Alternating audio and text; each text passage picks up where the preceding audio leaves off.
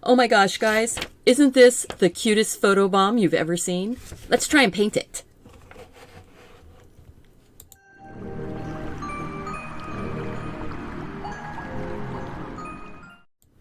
Hello and welcome to Deliberately Creative. I'm Stephanie and I want to welcome you to this photo bomb.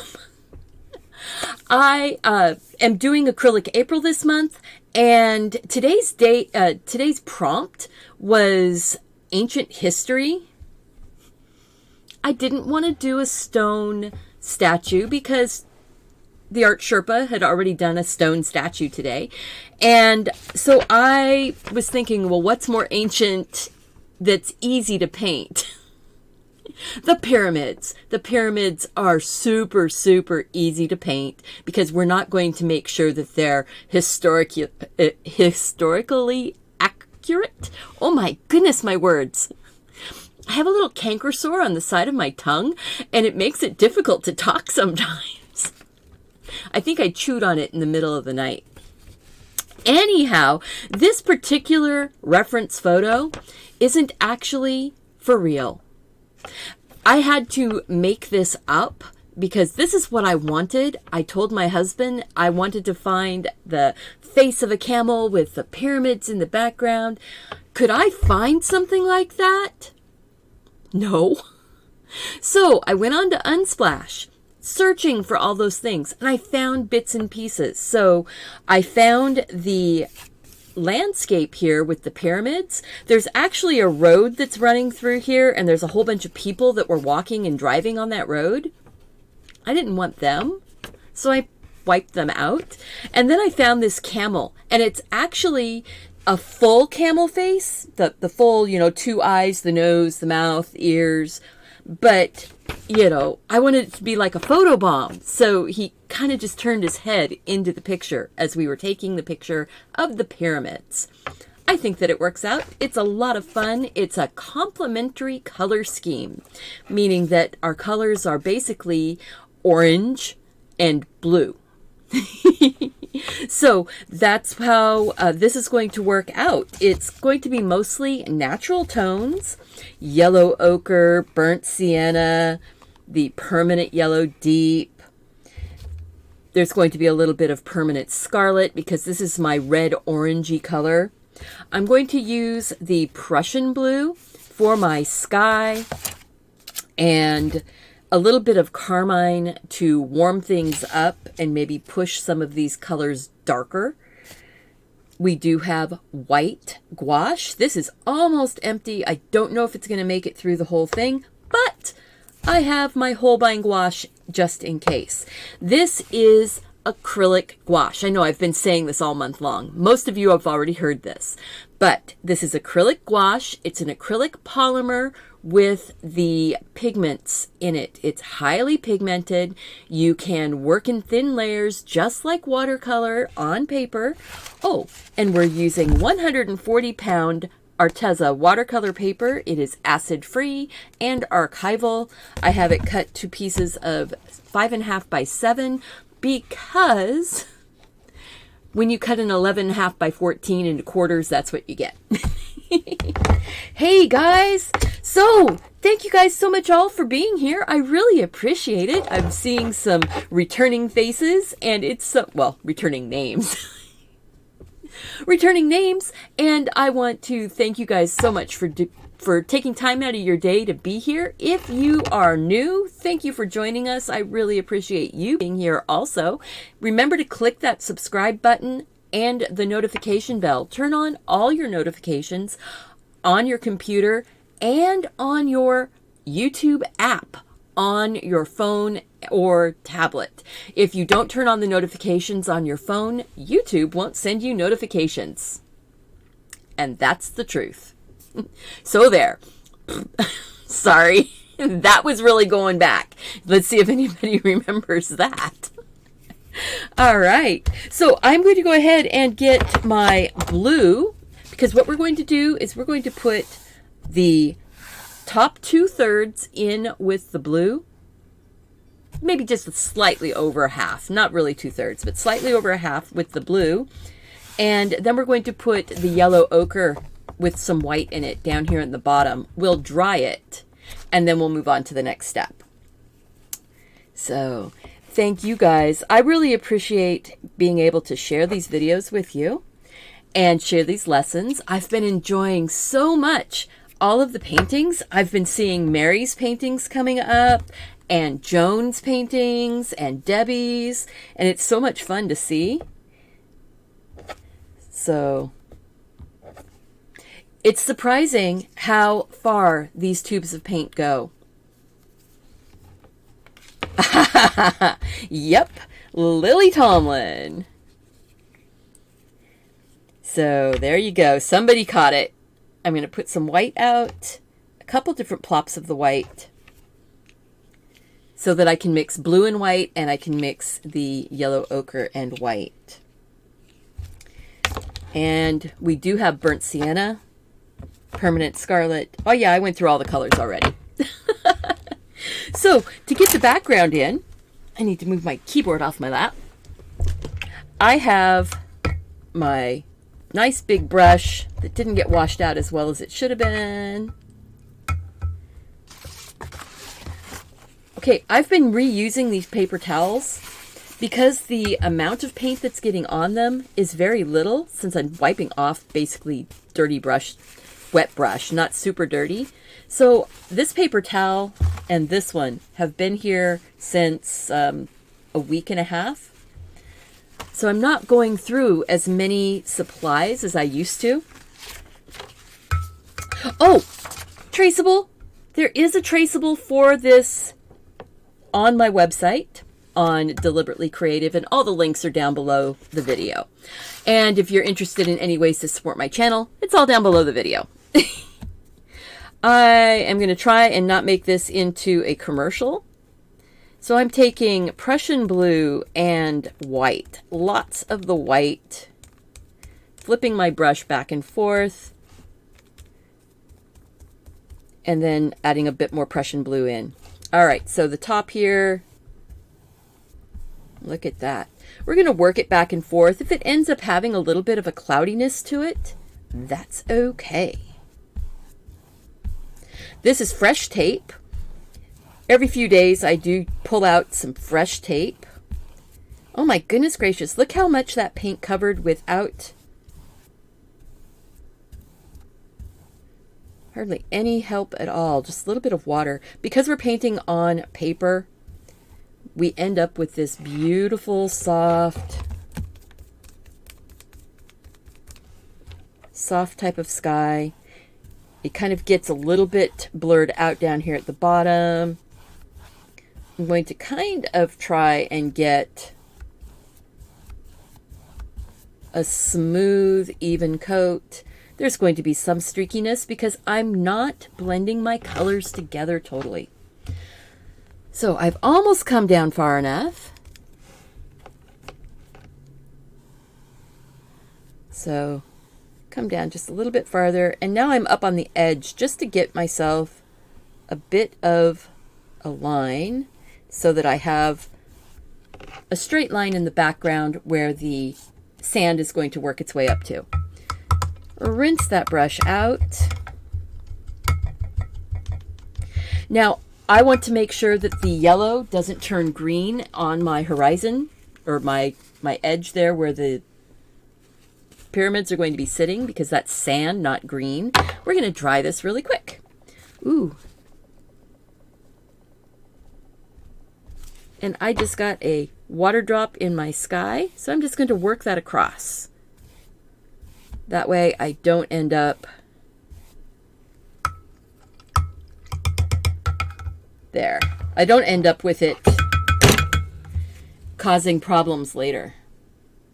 What am I using that's behind the canvas? All right, so while this is just drying in the air, this is a piece of plastic. Coroplast is what it's called. It's a plastic signboard that's corrugated, and you can pick it up in the area of most craft stores where they sell poster board. They sell the Coroplast also. You can pick it up on Amazon also. Yes. So there. Easy. You can cut it with a craft knife, and this just is like an well, let's see how big my piece of coral plast is. It's about 7 1/4 by 7 5/8. It was just a chunk that I had cut off. So there. And I'm just using I've got a little tub right here. The little lip of it is the perfect height for me to set this onto. And then I have some little pieces of cardstock that are taped to the table to be the little bump stop in the front to keep it from sliding forward. Now I do want to get that paint, those stinking drops of water, yes. I want to get this paint dry so that we don't end up with it turning green.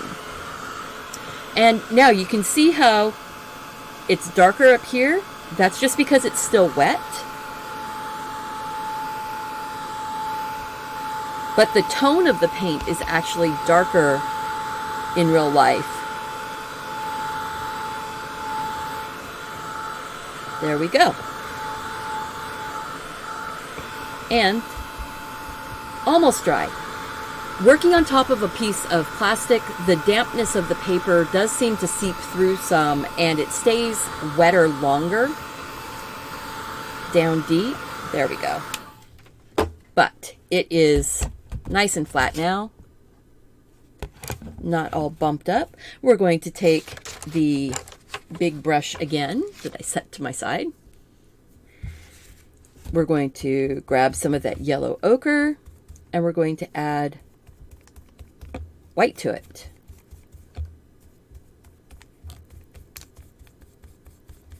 To get this sand on there. And I'm going to take the one corner, I'm going to grab a bit more of the yellow ochre and see if I can get my horizon line on here straight. So I'm going to set my brush down. And I didn't get it wet enough. That's okay. It's still going to give me my line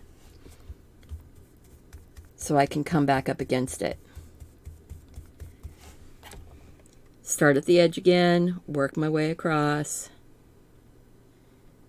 See if it will fill in nicely.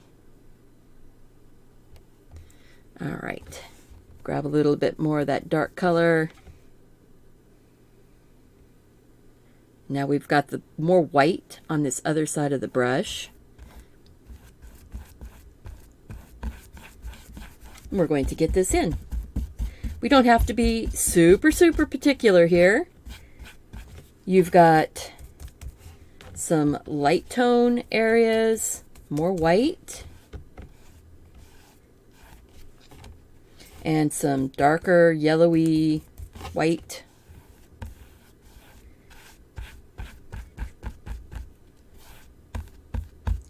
And we now have almost the whole deserty bit. Now I am taking more of that yellow ochre and I'm going to go in and give us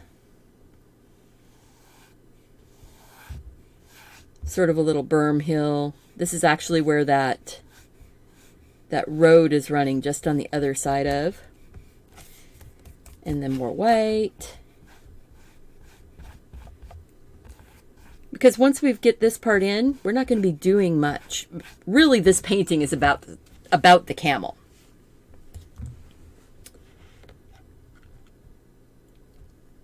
A 12-inch magnifier for your phone. Oh yes, I've seen those. It's like a little, it has like a little tray that your phone sits on. And then it has it's a Fresnel or Fresnel type lens. Basically, the lens that it's using is like the panel on an overhead projector. If you ever take apart an overhead projector, it has a glass sheet on top, and you lift up the lid, and inside there is one of those plastic lenses that has a whole bunch of little tiny grooves cut into it. Almost like a record album, starting in the center and working out. And that's what does the enlarging, is that lens. It's really quite cool. And you go, why does she know this? It's one of those things, you know, you learn things. And I worked in education for almost 24 years. So you learn stuff. All right. There's enough variation, maybe a little bit more light.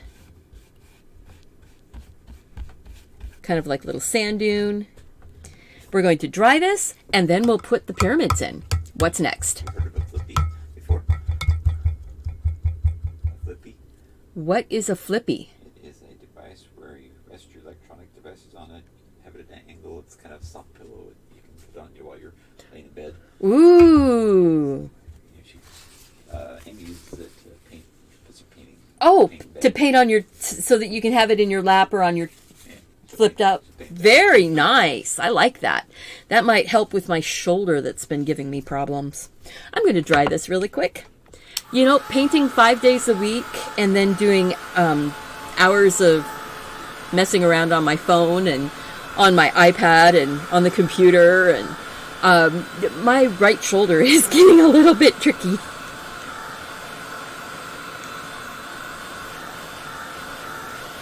All right. So, we're going to put the pyramids in next. I'm going to put a little bit of burnt sienna out also, because I want to be able to darken it. There'll be a little bit of blue with the burnt sienna, and then adding yellow ochre and white to it to make some of those darker tones. All right. Yeah, thank you. Yes, Mark is very good at passing on suggestions. So if you have any questions and I miss them, or suggestions and I miss them, make sure and catch Mark's attention. Use all capital letters when you're asking a question, and then I might see it more quickly. I do have 2 monitors up in front of me. I have the one that's showing me my painting, and then I have the one that's showing the chat and all of the back behind the scenes stuff for the live feed. All right. So now I need to just get that out of the way. Oh, I am going to do this just so that you guys have the information to know that you are really appreciated when you like, share, comment, subscribe, all that good stuff. And here is the link for the traceable.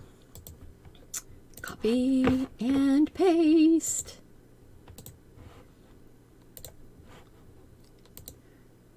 So there's the link for my traceables and patterns page. All right, so we're looking at this, and I'm going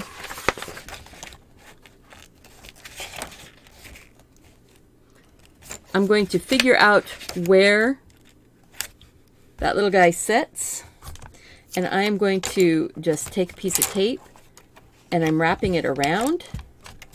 It's not taped down on here, it's actually taped around to the back so I can lift it up. And then I decided just now that I'm going to use the Surreal transfer paper. And you can see this has been used a lot of times. So I'm just going to slide it on here and flip this over. Make sure we're still lined up.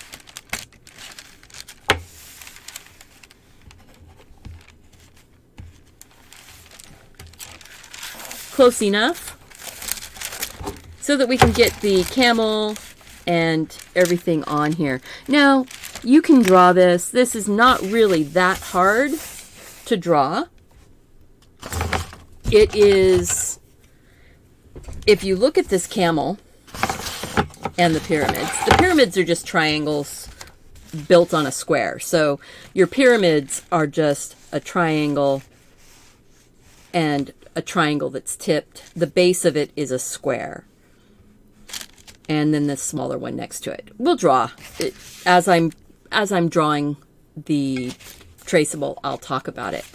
But if you look at the camel he's basically a rectangle, see, with one little corner cut out. Then this is sort of a square with a corner cut off. And then it's another rectangle where his muzzle is.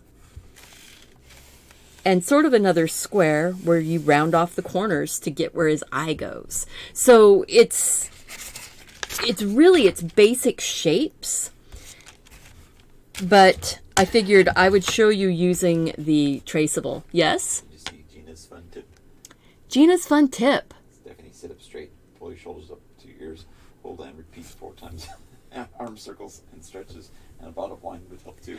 Oh, you know, but bottle of wine, that's kind of a repetitive motion, isn't it? But yes, I do a lot of stretching. But and I did some good deep stretching and stuff like that before the show today. I don't have to draw my little horizon line because we've already painted it on. So what I'm going to do is just draw the triangles.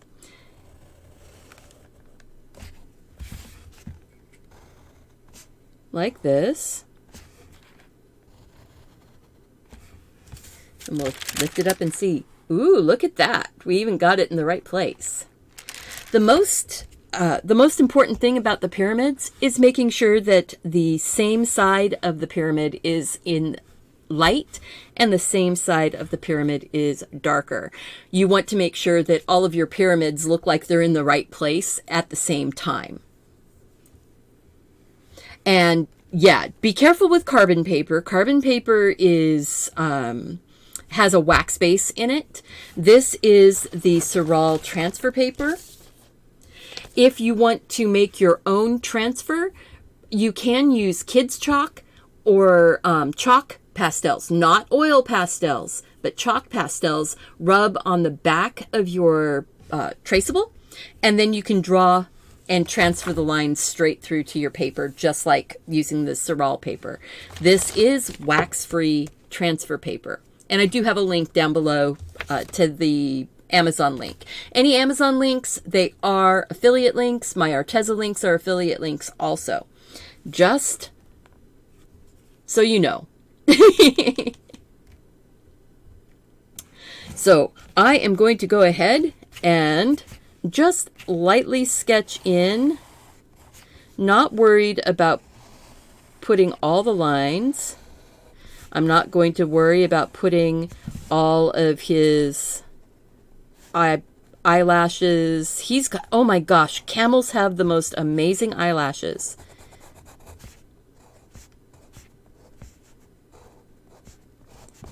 But, you know, I just want to get his basic shape on here. And that's what the traceable is for. It's for your basic shapes. You're going to put your colors and things like that in with your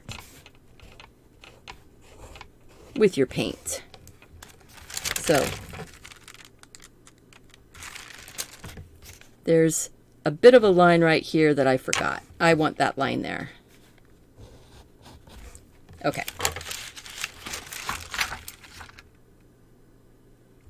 Looks kind of funny, doesn't it? Looks like I have him a little bit low, too. See, a little low? Top of his head was supposed to be higher up, but oh well. Bottom of his... I think I drew him too short. So top of his head is going to come up here. Let's grab a watercolor pencil. I'm going to have to... I don't want green. Where's my blue? I am going to have to adjust my traceable pattern just a little bit.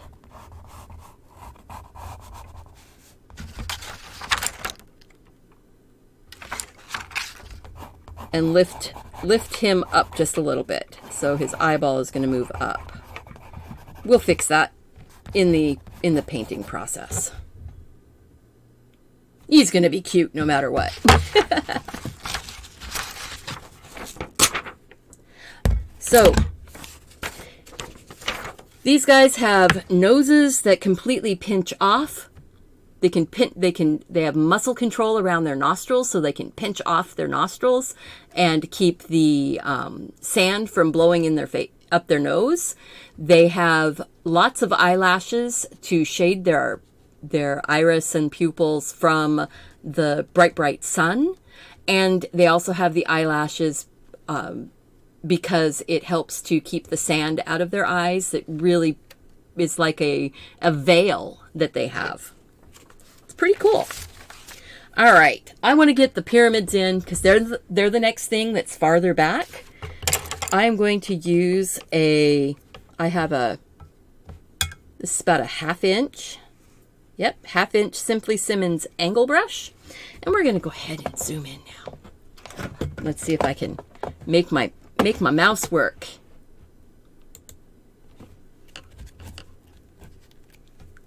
There we go.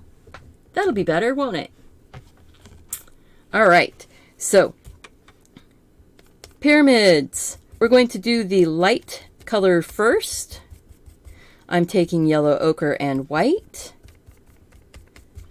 This little pyramid is farther back. So I'm just going to lay this in and fill it in. If your paint isn't moving around enough, put a little more water on it.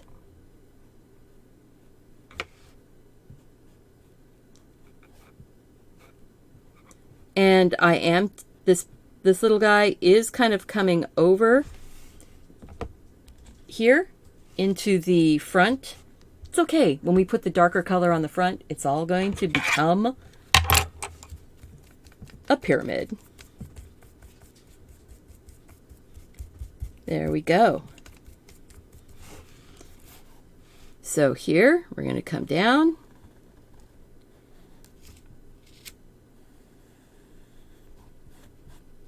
And work our way across.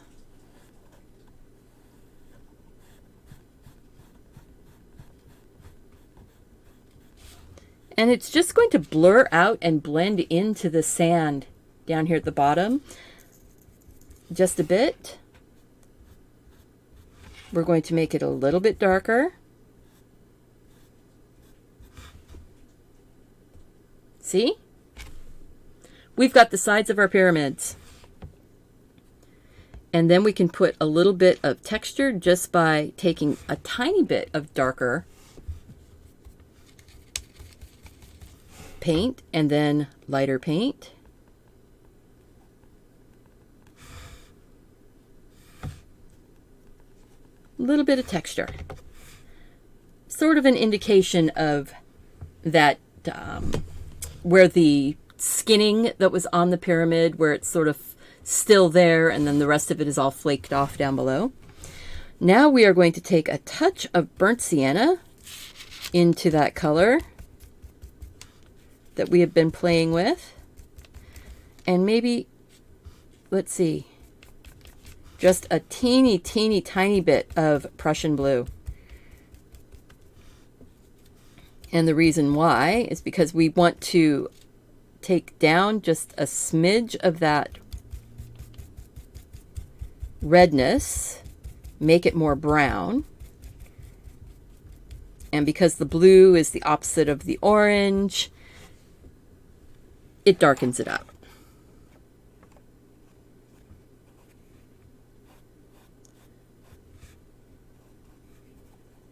So let's see how that goes. If we don't like it, we can always paint over it. You know, if it feels like it didn't go dark enough, but I think it's, ooh, yeah, that's plenty dark. And the corner of this little brush just gets right into those edges. There we go.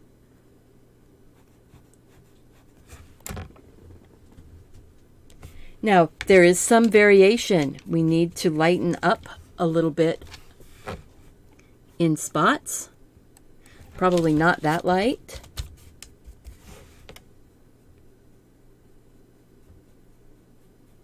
And I'm going sideways because that gives us this sort of stone type effect without having to paint stones.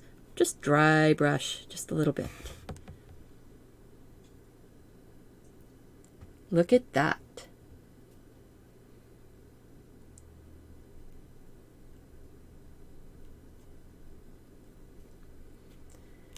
Yeah, having the painting setting up, I'm not looking straight down, I'm looking forward. And it is down, but it's not straight down. All right, so now we're going to get the paint on that big one, that big triangle in the front. See, if you think about it like that, you're painting triangles, you're painting squares, you're painting rectangles, you're painting, you know, circular shapes. If you think about things in shapes and not the thing that it is, it can sometimes help. All right. Working some of that paint out. My brush has gotten really gloppy. I'm going to rinse my brush. Wipe my brush.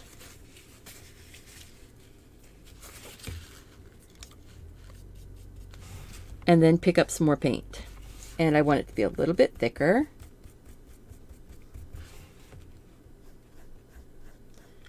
Get that blue covered up. Now the blue in the background on the pyramids helps us get those shadows in more easily.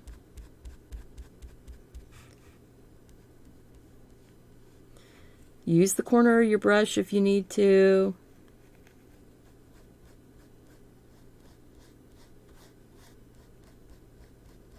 There we go. So who all here went through an ancient Egypt phase where everything had to be ancient Egypt when you were learning it? Or my phase actually happened, well, it's still happening.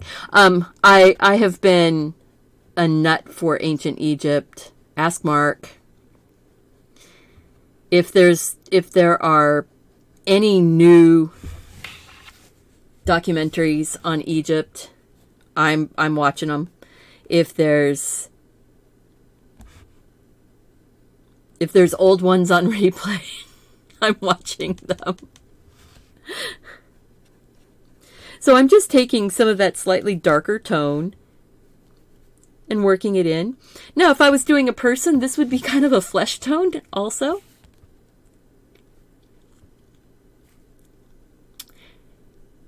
So guys, is this focused? It feels like it's a little out of focus. I'm going to have, if I focus it, there's going to be this little X that shows up.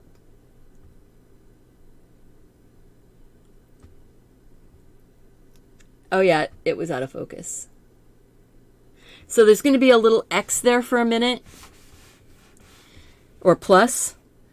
It will go away in just a minute. So just be patient. It will go away.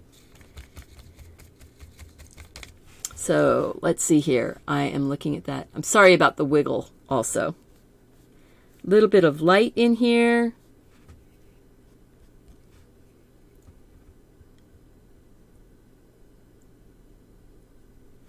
Yeah. You know, I was thinking that I might need the straight edge, but generally speaking, if you will trust your hand, trust that your hand can do it, you can actually do some pretty darn straight lines without the straight edge.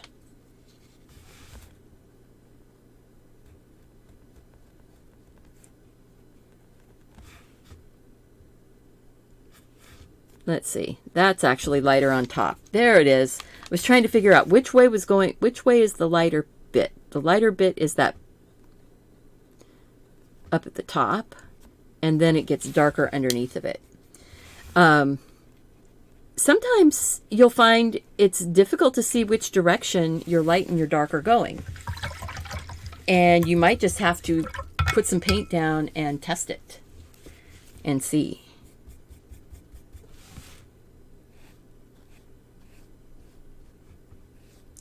We're a little bit darker right there, and maybe even a super darker.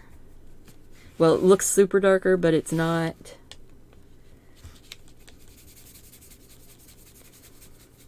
It's just a little bit darker, but it feels so much darker. There, shadow underneath of that cap. A few little shadowy bits, and then we're going to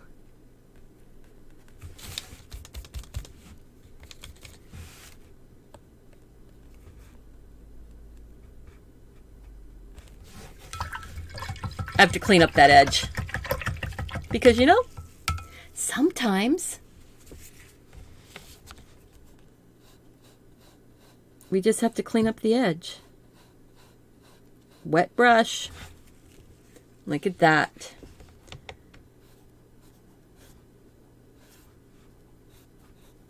And if you are afraid that you've actually smeared, let it dry first before you do too much.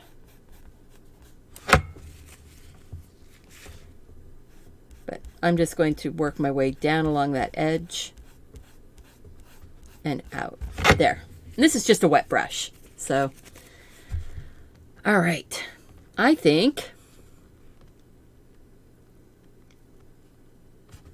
actually think that this front needs to be a little bit darker.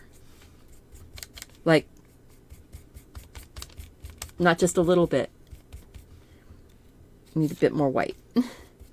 There we go. Old sandstones.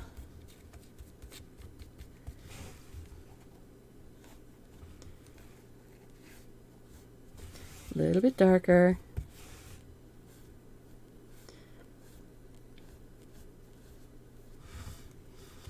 There. There. Again, I do tend to get lost in my details. And this isn't even the pyramids are not the star of this show. Our crazy camel is. So, that's enough. Almost. Almost. It's a little too red. A little more yellow ochre in that. But I want that darker tone that red is going, that burnt sienna is going to give it. There. There.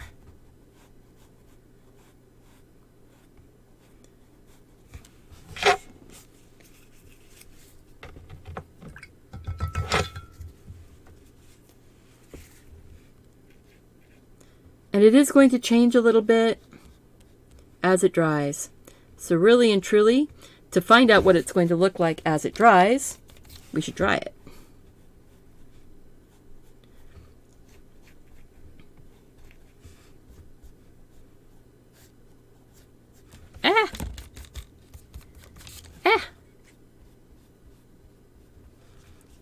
Keep that edge clean.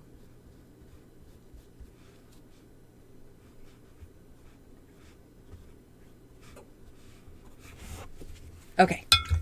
There we go. There we go. That's feeling better. All right. So now we're going to dry those pyramids real quick so that we don't put hands through it.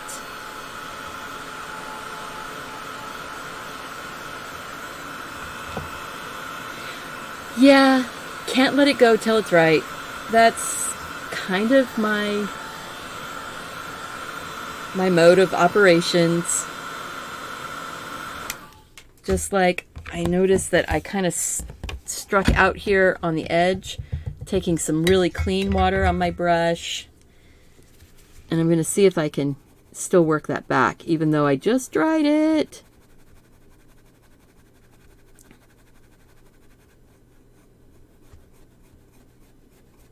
Yes.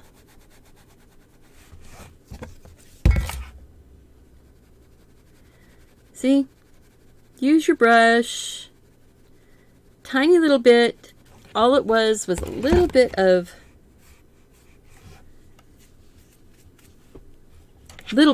Just a little bit. Now, the camel, I am actually going to go in and make a really dark, dark brown. And we're going to paint in the whole outline of him. So I can go, top of his ear actually is touching up here. And it comes down and across.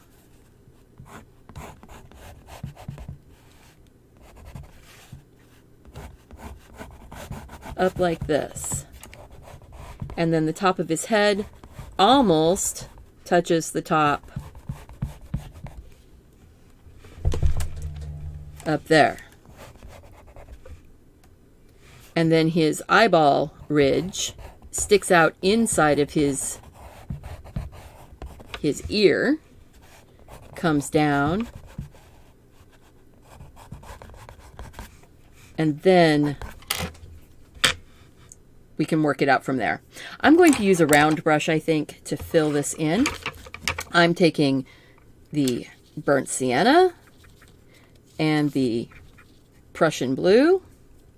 We're making a really, really dark, dark, dark, dark. Almost black, but not quite. It's going to have a warmth to it that you wouldn't expect. And this is going to make it so when we're painting him on, it's going to be more like painting him on a black background by having him filled in with this warm, dark color. So, bravery, boom.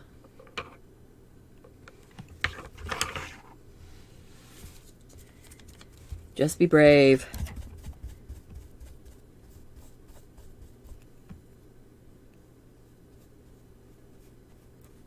Comes up, and his ear just touches, and then comes down, and here. Then his eyeball ridge will go in right about there.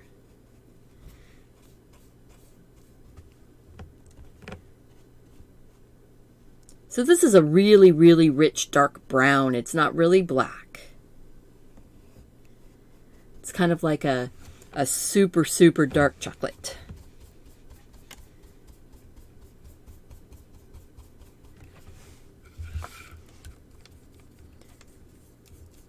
Yes, they are adorable until they spit on you.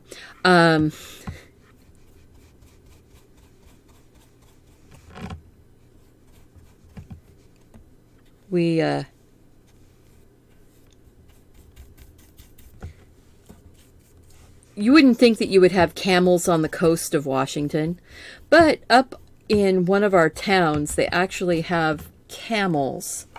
I'm not a big fan of people, you know, taking animals and making them into like sideshow type attractions, but this is basically like a sideshow attraction where you can go and ride a camel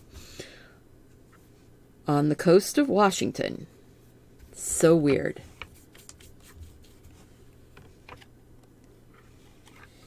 So I'm just painting it in.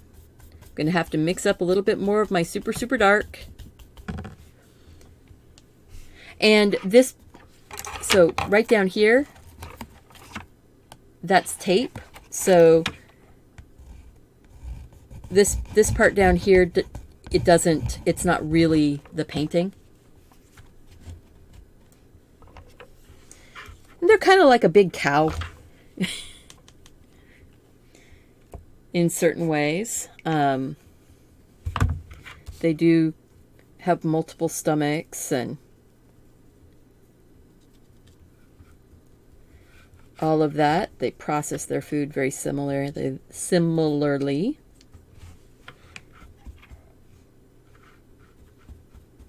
So dark, dark, dark, dark up there. Not too worried about making it perfect. By having this dark underneath, it's going to make it so much easier.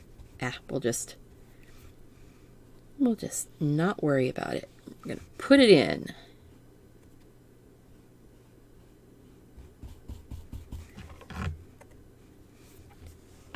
Maybe a little bit lighter.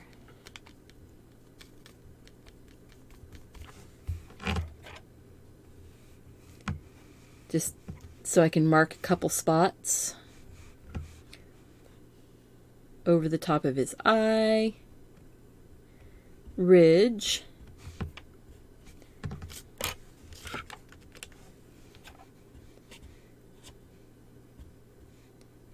because I get to a point where I need to see where some things are. His eyeball is going to be right in there. So that's going to end up being hair. And his neck comes down right there. Okay. See, because of shifting him up, I had to figure out where his neck bit comes down.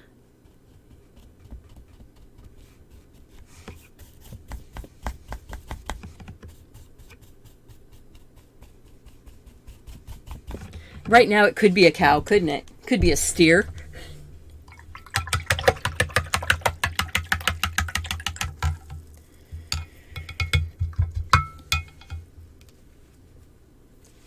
I am going to start putting in some of this darker yellow ochre mixture. So I'm going to take some of the yellow ochre right to that dark that I had made. And let's say right about here is the top of his nose space. Comes in, flares out, then comes down, and the back of his mouth.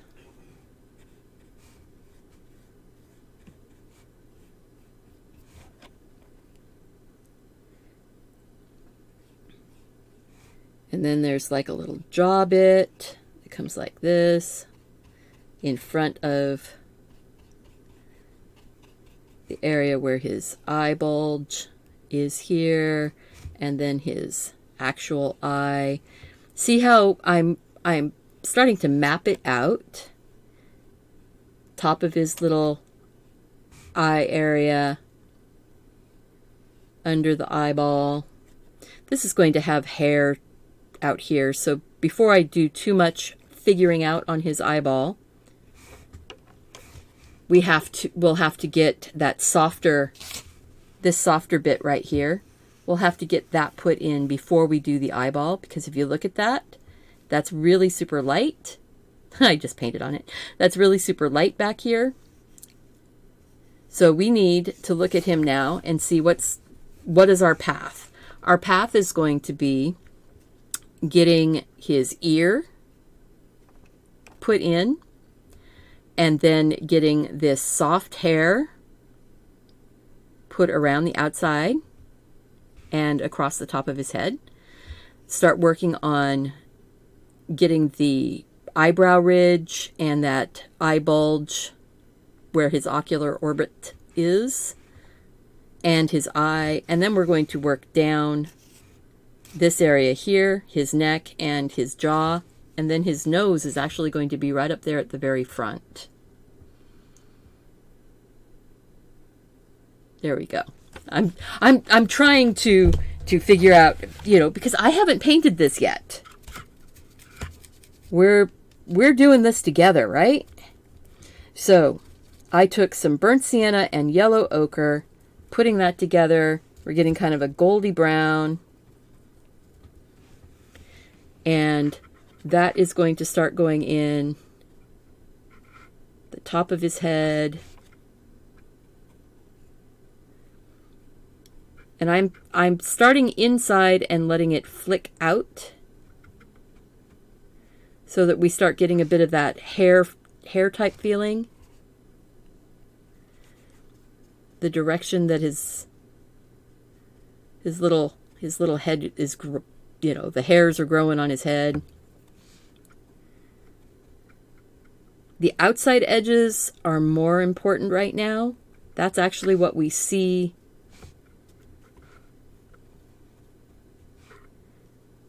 So get that light color right here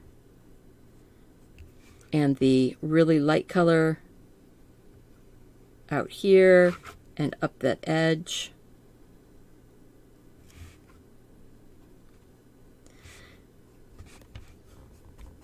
I hope you guys have been enjoying this whole process this month of painting and exploring, following along with Acrylic April. It's been fun for me. It's also given me a reason to get up in the morning and a reason to, you know, at least brush my hair. You know, sometimes you need those reasons to do things. I'm going to take and put a little bit more yellow ochre into that now and kind of go lighten him up a little bit right along that edge there, and boom, boom, boom, up like this. Soften that in. He has very soft, soft ears. And coming right off the edge and just giving it a little bit of blurriness to that edge, so it looks like hair coming off the edge. This is the Mimic Squirrel brush. It's actually a watercolor brush. But it works for this too. And since I am not a purist, I'll use whatever tool I happen to have.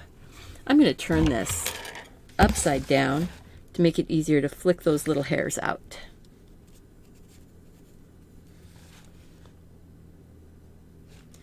Just flick some little hairs out on the top of his head. Get that little glowy bit.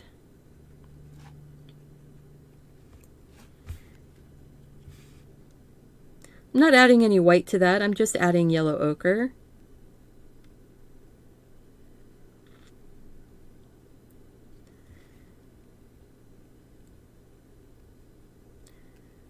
There we go.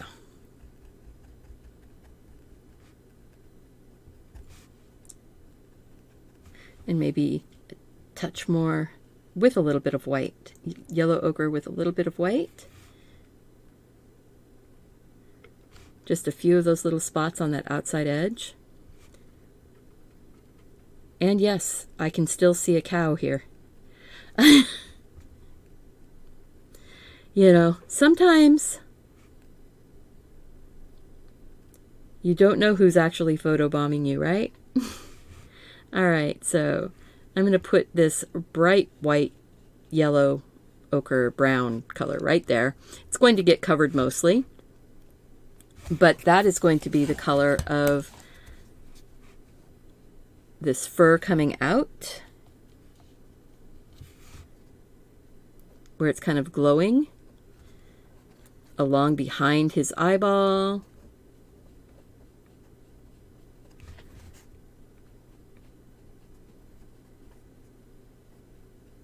You just want to get those things that are deeper put in.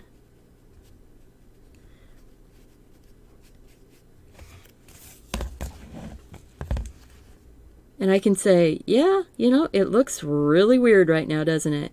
It's okay. I'm actually going to take that color, boom, get some of that lighter color right along this edge. He's a little bit sunnier on this edge right here. Whoops, that's too much white.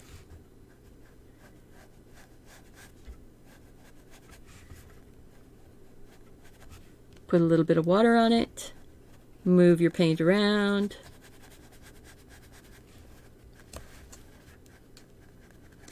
Just start softly putting paint in.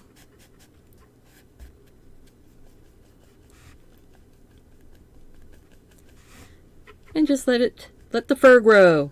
Let the fur grow.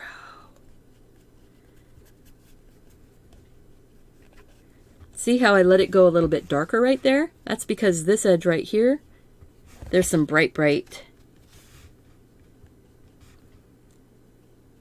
highlight.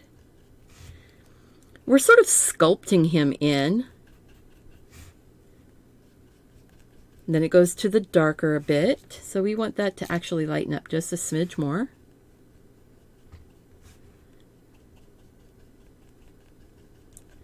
And we need it to be a little bit darker behind.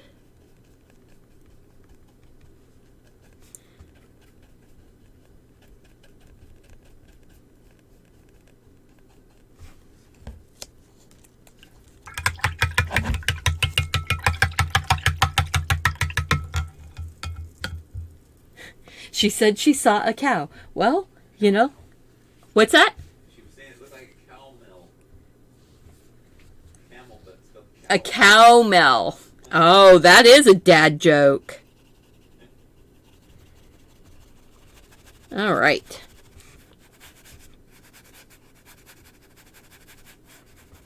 So I'm just moving that paint around. See, we've got that dry layer underneath. So I can start moving this around a little bit. Sort of sculpting it just a smidge. Going, all right, I know that that's going to come this way. There's going to be a bit of a darker space right there. Going like that. Then this is going to be lighter right here. So, see? And more to the red.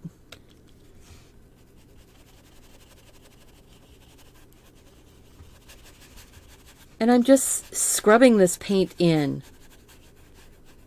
But I'm kind of following the form of the camel. His face is much more furry than his muzzle. His muzzle is more soft and velvety. So yes, it really, you talk about ugly stages in paintings. Yes, it is real. It is totally real. Ugly stages in paintings, especially when you're doing acrylic and you're doing something big. If I'm doing a little tiny something, I could probably keep it fairly cute looking. But this is bigger. I mean, it's not huge, but it's a little bigger. But I just want to get some mapping done here. Just map it in just a little bit.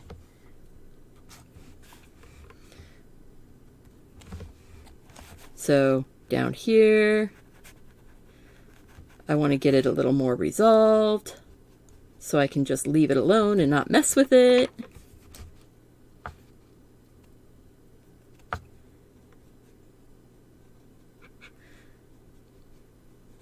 So there. We're getting that darker tone coming in with a little bit of light because fur bounces light and color around.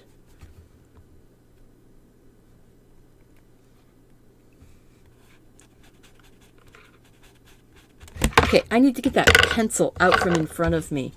There. So here. Now I'm bouncing around, and I do that. I bounce all over the place on my painting because I see something that needs a little bit of work, and then I see something else that needs a little bit of work. It helps your painting to stay balanced if you can sort of step back and look at it and know what you're looking at. Be able to tell.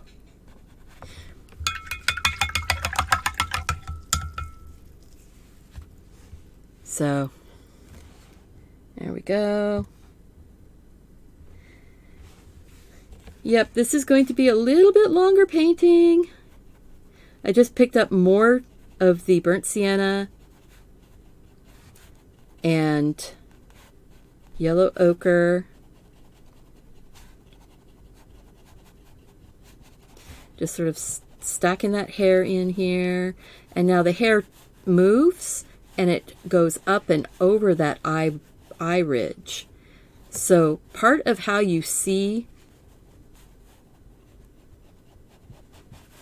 the camelness of the camel is the direction of the fur, the hair. I guess camels have hair. They always called it a camel hair coat, right?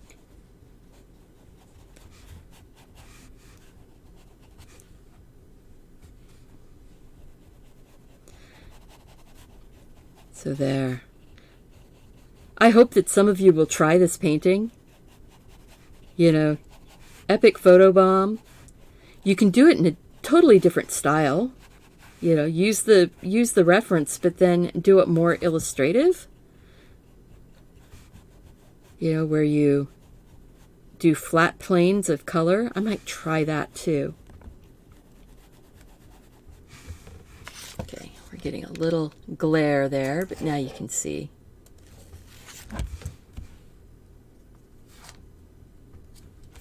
Get some of that dark, dark, dark, dark. We've got sort of a dark, dark patch bit right here.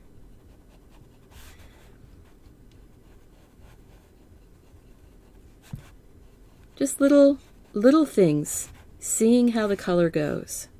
So there's a bit more of that dark down under here. It gets covered with some fur, but you know, again, figuring out some of those things. His neck actually bumps out a little bit right there. There's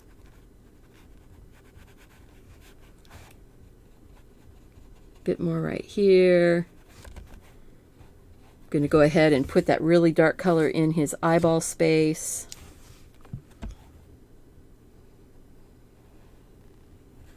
Like this. His eyes are big and they kind of are glowy almost, but for right now, we need to just map in the space so that we can get like the rest of his pretty fur going on for his little eyeball space. There's his eyelashes coming out.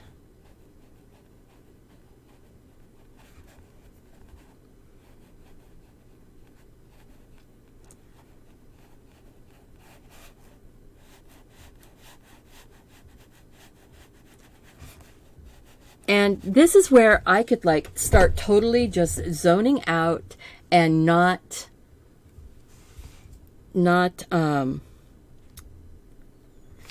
really talking or anything. I would just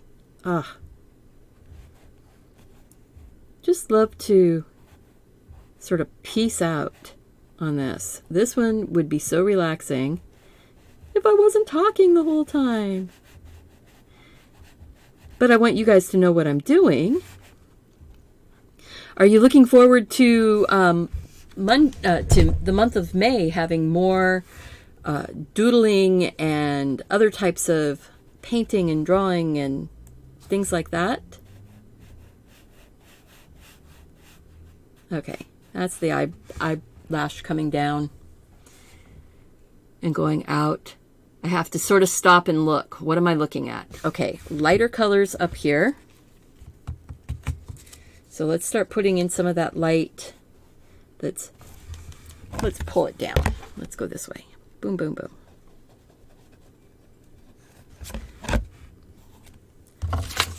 If you have your traceable, you've got your reference also. So I see there's like bright light right here, so I'll put some of that in, and it's coming across and going over here.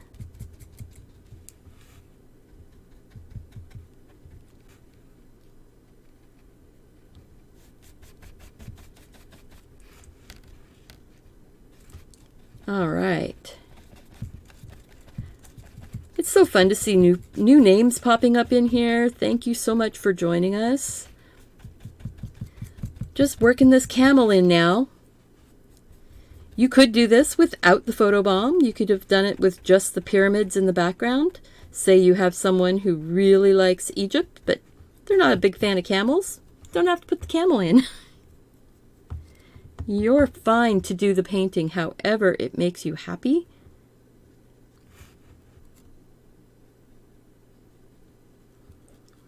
And, you know, I'm just trying to figure out a way of getting it in so that you can see step by step what I'm doing and get him resolved, you know, and not have him look like a little half-done camel. He's a photobomb camel. He's got some ideas on what life is supposed to be like. All right. Let's flip it back so we can kind of see. Okay, top of his head starting to come in. So this area right here actually needs to be a lot darker.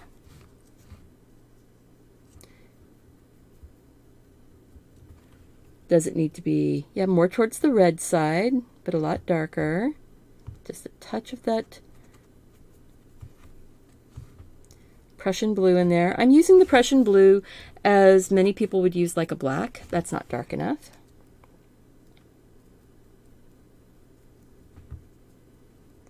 But the Prussian blue doesn't kill it so much. There is a little bit of black in Prussian blue. So this is coming around. And it needs to be darker. See? You're going to get this. You're going to get this. It's going to get darker and darker.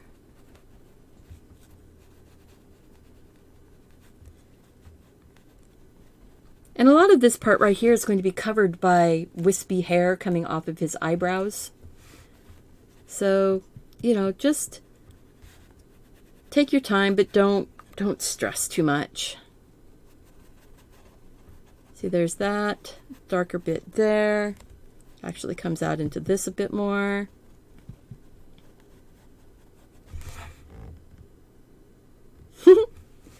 He's starting to come in. Starting. Lighter colors going on top of that dark in the background. So hopefully we can speed this up a little, eh?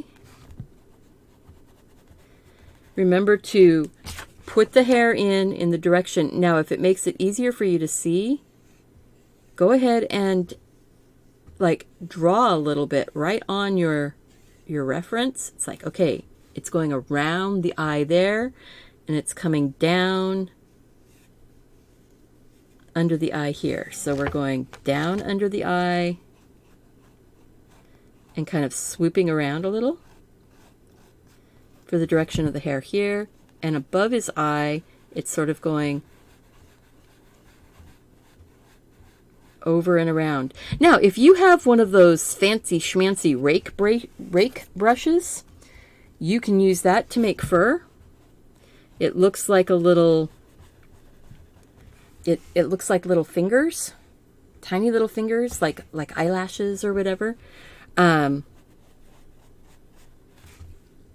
You can use one of those for making your fur.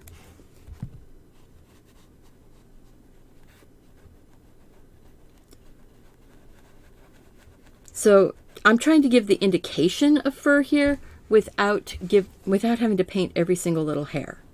So you're basically painting clumps of hair.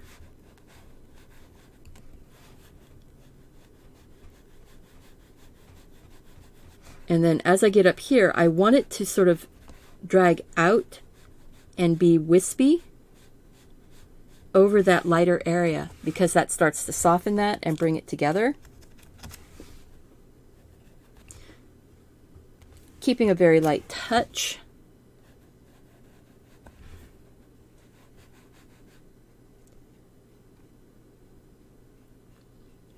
And just get that wispy in. I'm going to lighten up a little bit here so that we can get a little more texture. We're just building up layers and layers and layers. So, stop and breathe. Remember to breathe. This up here is actually comes farther over. And then gets brushed out. Then he's got more of a creamy color. A little bit of white added to it. This is the above his nose area. Just let that flip in.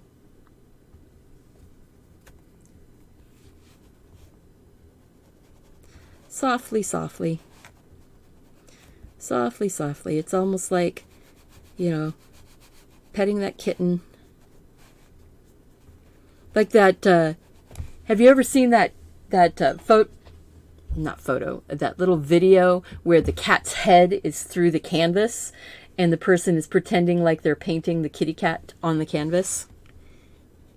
As soft as they're putting that little brush on that cat.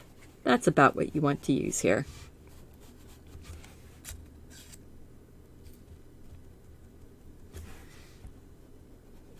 So we've got softly, softly going in. See if we can get that to water down just a little bit so we can get it to blend. Then it's a little darker. So we're coming around. So gouache is really, gouache and acrylic gouache are really cool because you can layer light colors over the top of dark colors, unlike with watercolor where you have to preserve your white if you're being a purist, which is perfectly fine. Many modern watercolorists are actually embracing the use of white gouache because if you've got a tool, why not use it?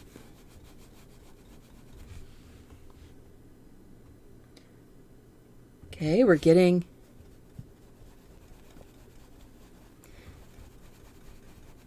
there. He's all going to come together in the paintings like this always come together just right at the end when you're putting the final touches on is when it comes together. So say I want to lighten this up, but not too much. It's a little bit darker, but not dark.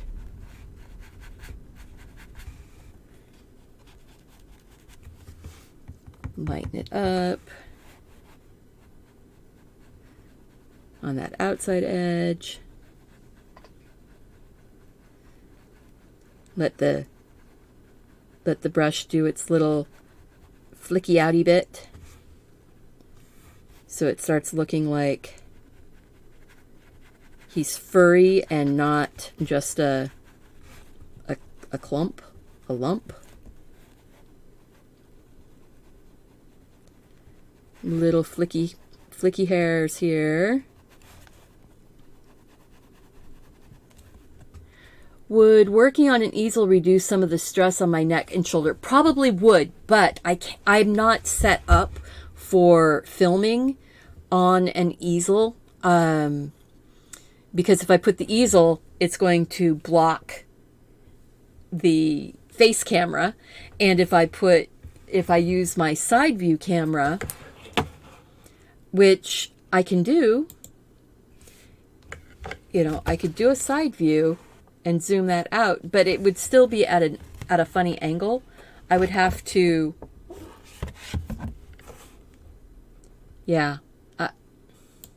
I would have to work, so instead of working this way, I would have to turn this way for that camera, but then I'd be in front of the camera. So it's a little bit tricky. It's a little bit tricky.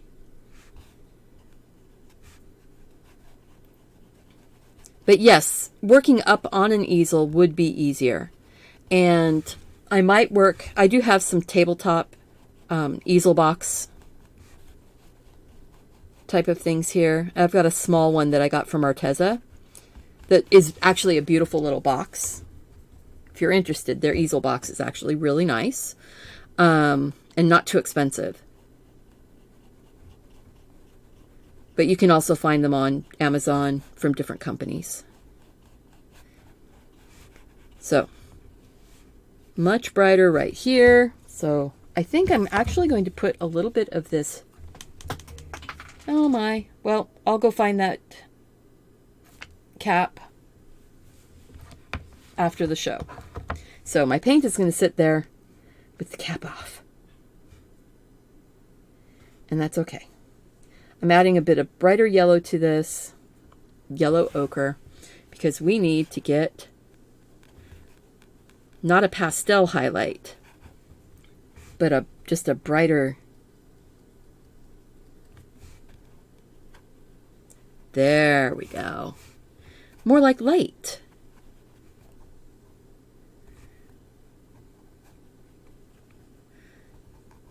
Brighter highlight.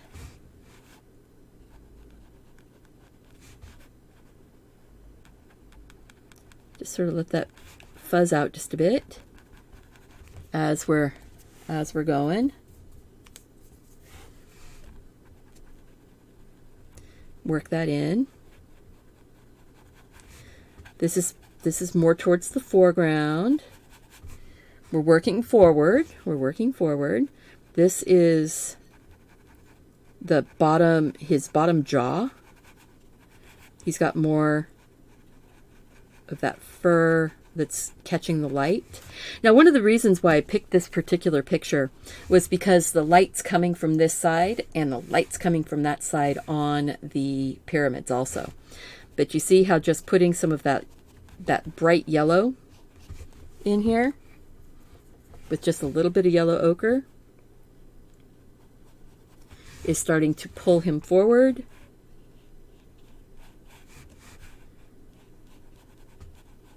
There we go. We're going to start working on his muzzle.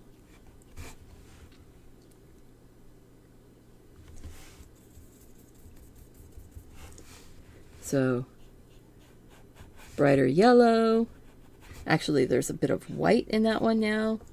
Right here, there's a bit more white.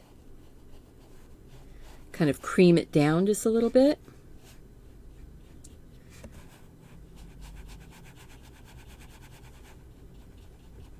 Sort of work its way in. We've got that muzzle going in now. Get it more creamy colored. The creamy color is just the yellow ochre with the yellow and a little bit of burnt sienna in my brush. It's, you know, whatever's left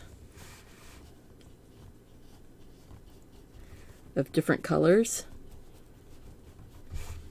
So, see, we're starting to get camel.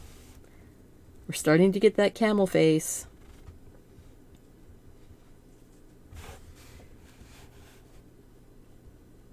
There's a bit of a highlight back here. It's a bit of a darker tone there. So we'll bring this little highlighty bit forward.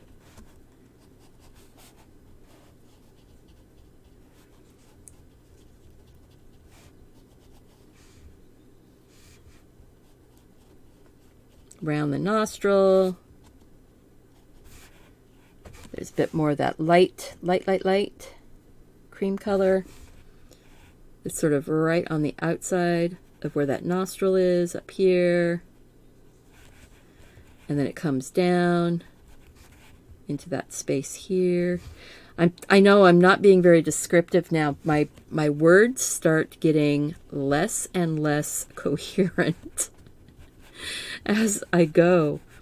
I need to remember that videos need to be around, 45 minutes to an hour and 15. And, well, we've already been going for an hour and 18, so I'm starting to lose my words.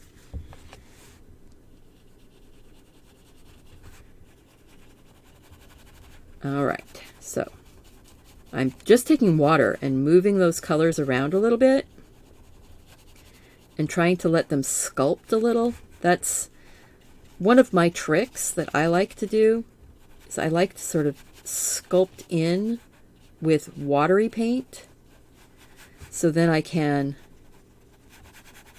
figure out where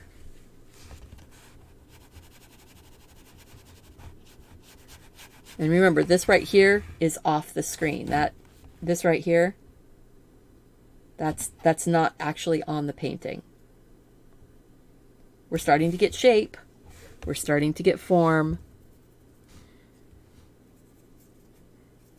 I'm like searching for any of my colors that are still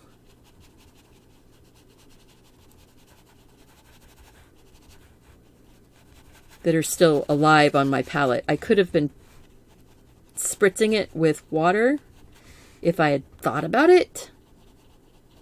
But you know, sometimes you don't think about things like that.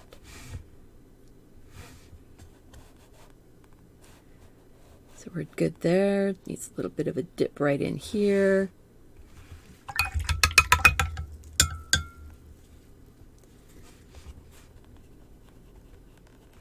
And then smush it around. These are soft ins and outs on his little nose. So let it blur out, let it move around.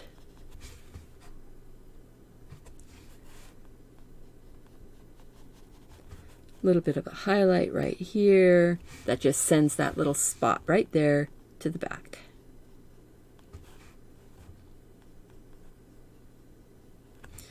This area right here is getting sent backwards now.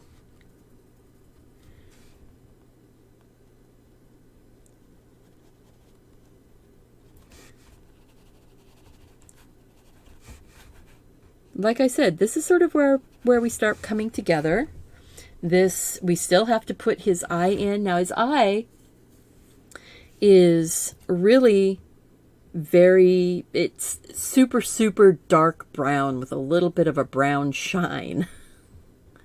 So that's why I haven't been really concerned yet about going in and doing his eye. Usually I'm all about get the eye in first. There we go. I needed more of this brown underneath.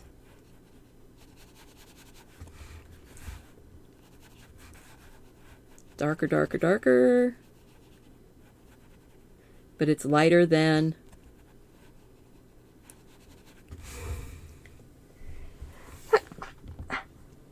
sorry. Had to sneeze, guys. Sometimes the sneeze happens and you just have to sneeze. All right, so I'm just taking that brown that I saw on my brush and I'm going to put a few little hairs right here. A few little hairs down here. It's all part of seeing your painting, seeing areas start to dry, seeing what color you have, and start putting in the little bits, those little touches. Thank you guys so much. I appreciate that. There's a drop on, uh-oh. Ended up over here. That's okay. I can paint that. You know, we've got a painting. We've got acrylic. We can paint this. Now I'm taking some of that burnt sienna and the Prussian blue. Really, really, really, really dark. We're going to put just a few little hints up inside the nose there. It's really not that much different. There's a bit more of a shadow bit.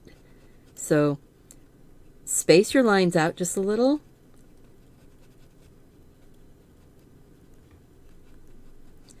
It's still going to be underneath. It's going to be some texture.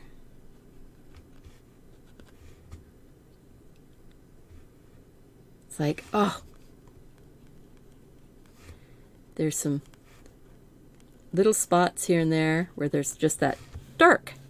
Boom, there's a dark right there, and there's a dark right here. Brush them in.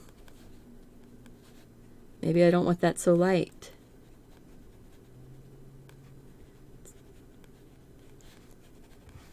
I'm working it lightly.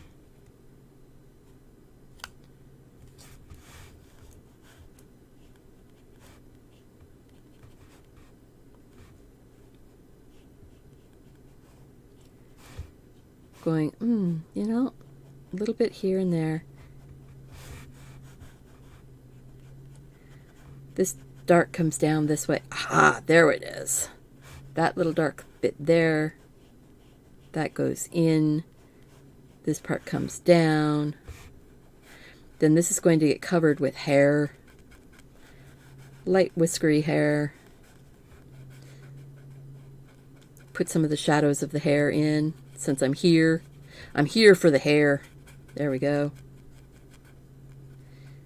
Some little shadowy bits there.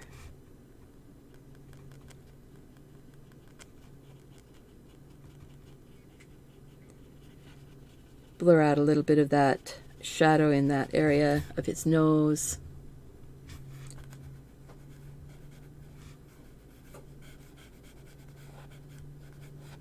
There's that. Put a little bit of burnt sienna in that now. Ooh, yeah.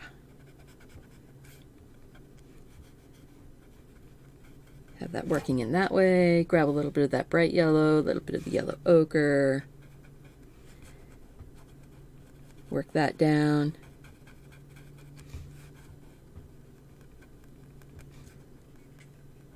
Get those little hairy bits in.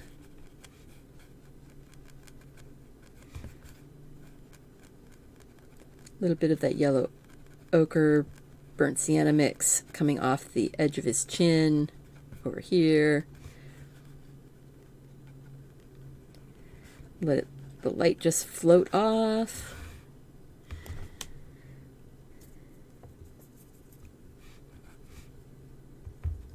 So that bright yellow and the burnt sienna, let's see what that does. Loosely mixed on the brush.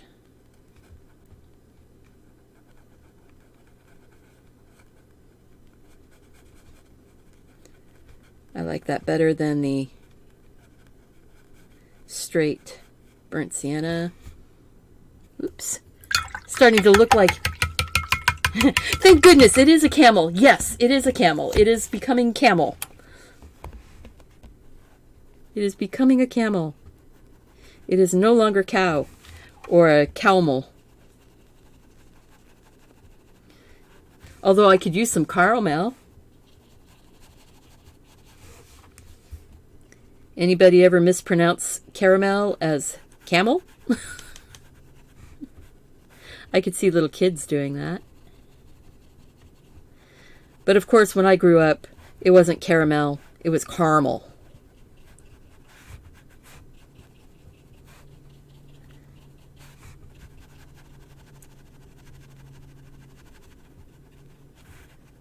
So I do fall back into the calling it caramel sauce, not caramel sauce. Strange things I start talking about. This would be like being in the studio with me or sitting around with me, you know, late at night after we've spent all day playing.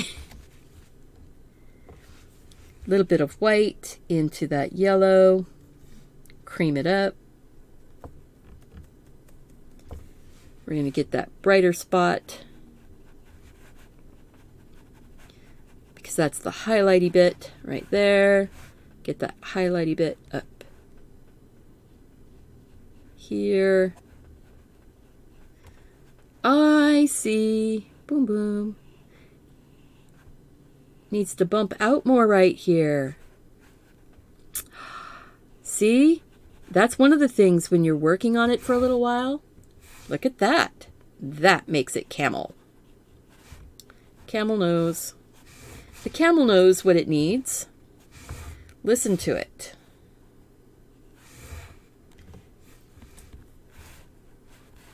Enjoy what the camel has to say. What does the camel say? The camels make very interesting, obscene type of noises. So I don't know that we need to listen to what the camel has to say, right?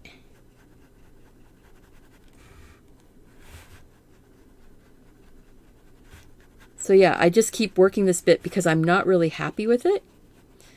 And you have permission to work on your painting and get it to the point where you're happy. We don't have to, you don't have to settle.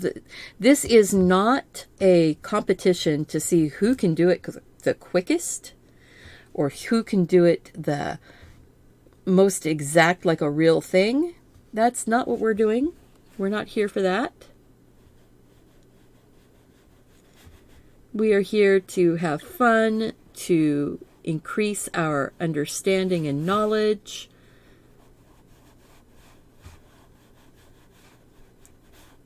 to increase our skills. So this was yellow ochre with a bit of that deep yellow.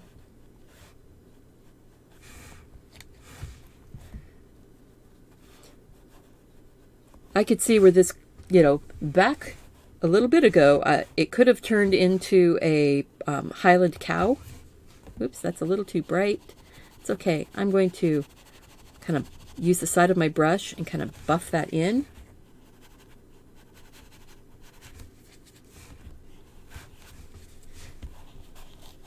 And out.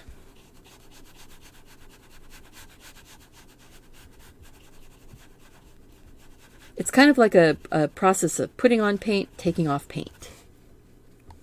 Because look at that. Boom. That's looking way more rounded and snout-like.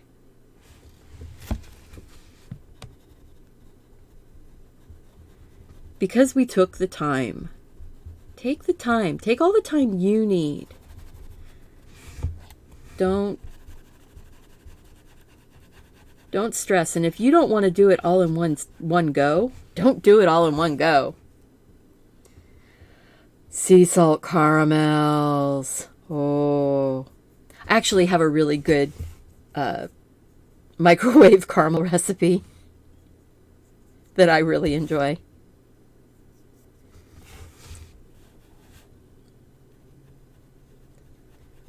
So there, we are getting really close.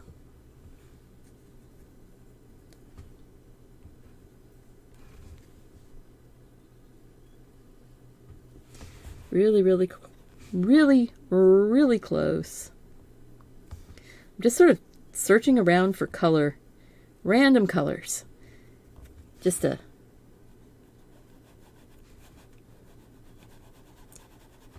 give us some furry bits going up, coming down. Keep your strokes kind of short and choppy.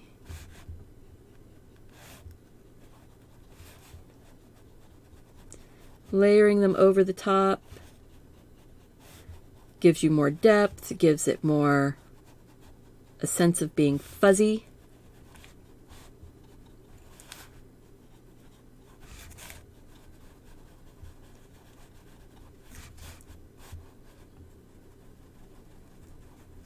A little bit up here. A little bit coming off the edge right there. All right. This bit right here is a little bit too bright, so that bit of color that was on my brush, look at that. Just leave the bright right on the very edge. Work it in, work it out. Work it in, work it out. All right, we're going to get his little eyeball in. That little dark patch. I know that's a dark patch actually on the camel's face there. Oh my gosh. Guys, what are you thinking?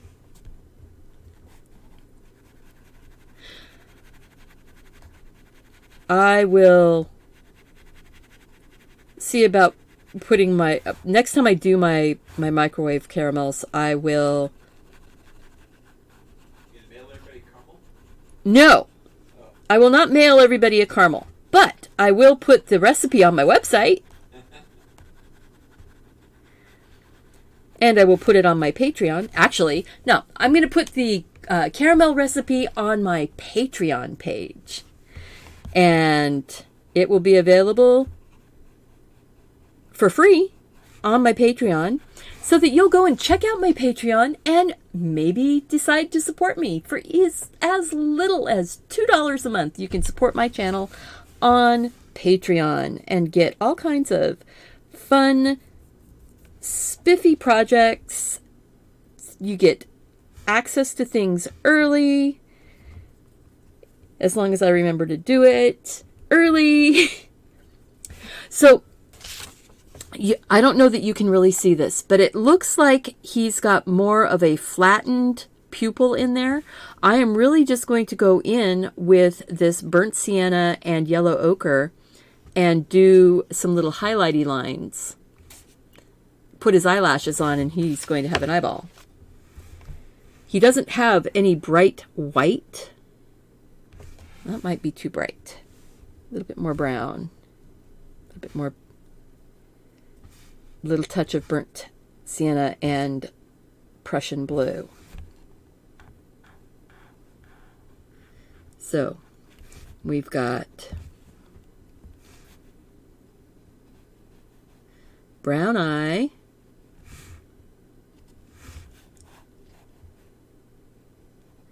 and I will probably use a little bit of the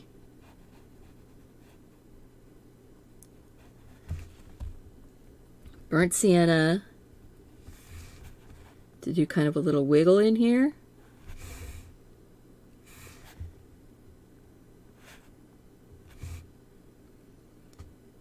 Look at that. Look at that. Look at that. Then we're going to do that burnt sienna and yellow. We're going to get his eyelashes completely in.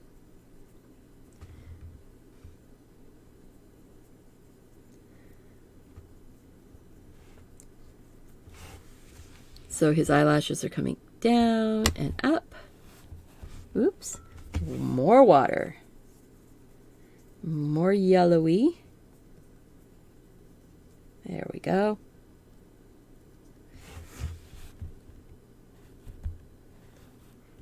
Touching and lifting as I come away. You want your water, your paint to be really quite thin, so it flows off the brush and doesn't get all dry brushy on you.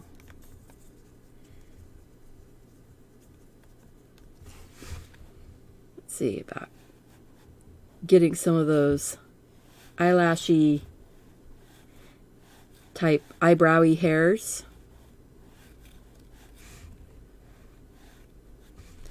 Lighten up some of them.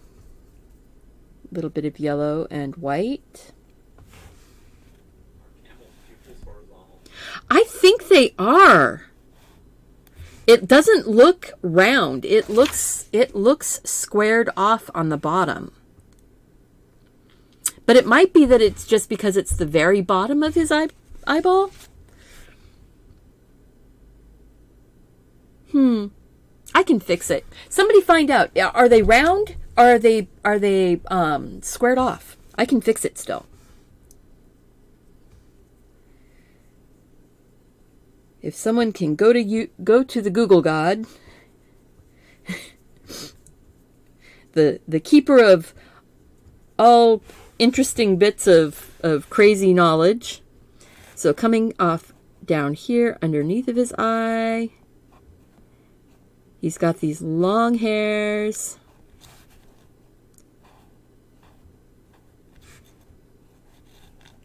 That come around. And he has several folds under his eyeball. See horizontal. Flying frogs, rays, mongooses, sheep, deer, reindeer, hippopotamuses, horses.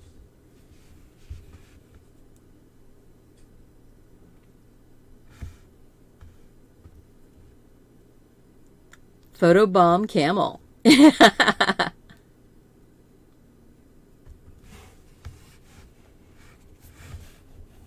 So let's see. I'm putting some lighter, probably lighter than they need to be, hairs in here. Just to break it up just a little. Might glaze just a smidge.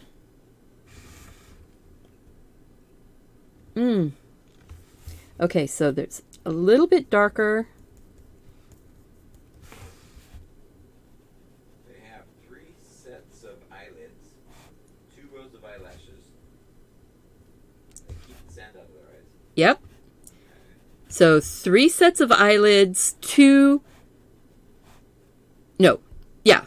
sets of eyelids, 2 sets of eyelashes that keep the sand out. Horizontally oval pupil. Ah, yay! I did see it correctly. You know, sometimes you just have to trust the photo. Which I did. I did trust the photo. He has horizontal eyelash. The very outside of this eyeball,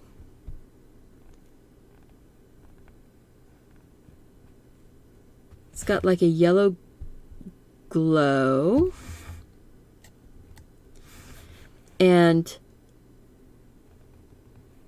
there's like a little highlight.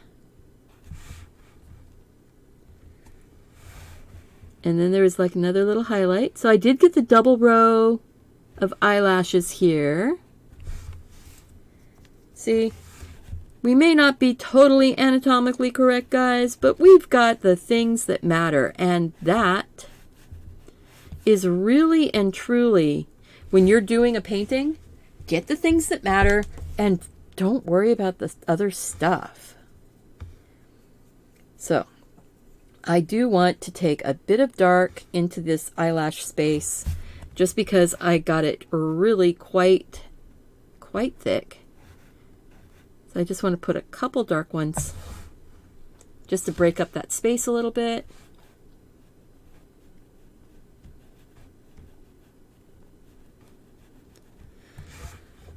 Oh my goodness. All right. So now we need to fix that sand, don't we? And oh, I do want to fix that little bit right there too. So fix that. I'm just going to go boom, booty, boom.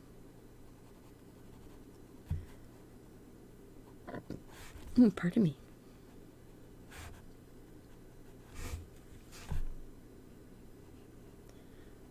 More like a glaze.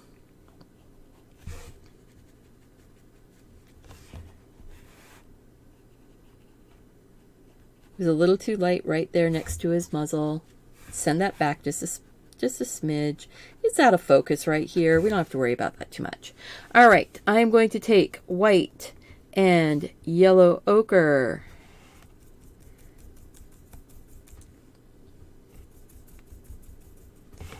And just sort of put in a little bit more of maybe some randomy shadowy bits. Kind of cover up that weirdness that I had happen from dropping the water on. See? Nothing is permanent. You can go in and fix it. Oh, okay. So I see like a bright, like little specular highlight right here, but it's still not white. It is yellow or brownish toned.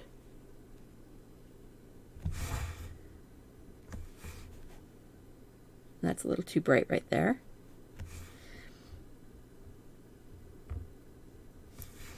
Tiny little bit, tiny little touch. You get down to those little tiny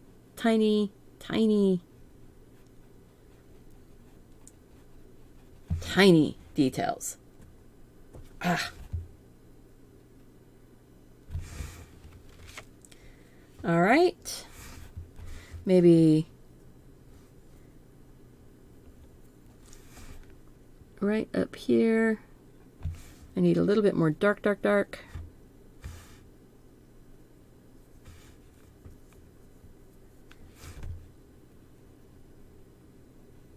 Underneath the eyelid, and bring this down just a smidge.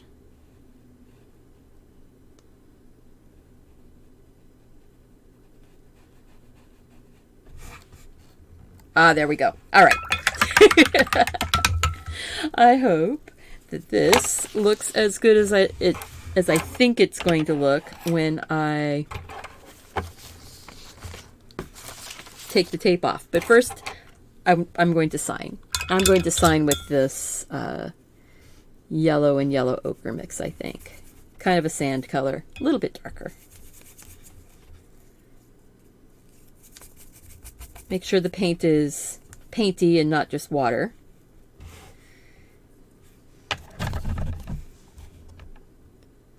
So.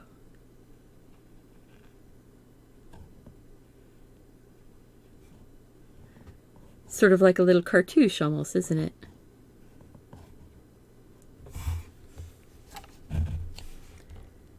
There we go. Now we're going to pull that tape off. There's still a little something there.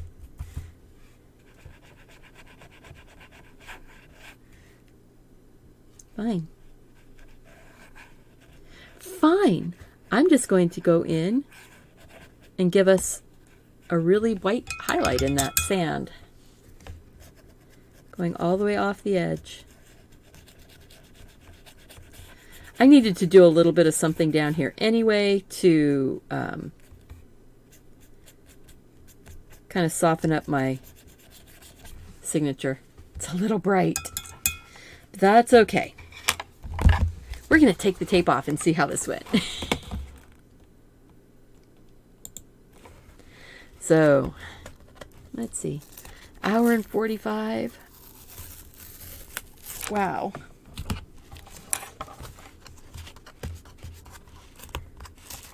Hope you guys don't mind that I kind of kept you here a while. It's been fun. I've enjoyed the time. I hope you have. Pull that off. And last piece.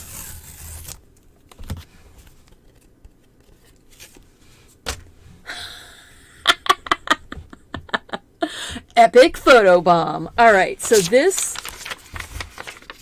was our reference, and that's what we came up with. I think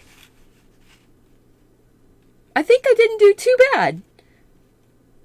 I'm pretty darn happy. I hope you are too. I hope you enjoyed this process, learning step by step how to do a multi-layer picture with very simple steps, really and truly.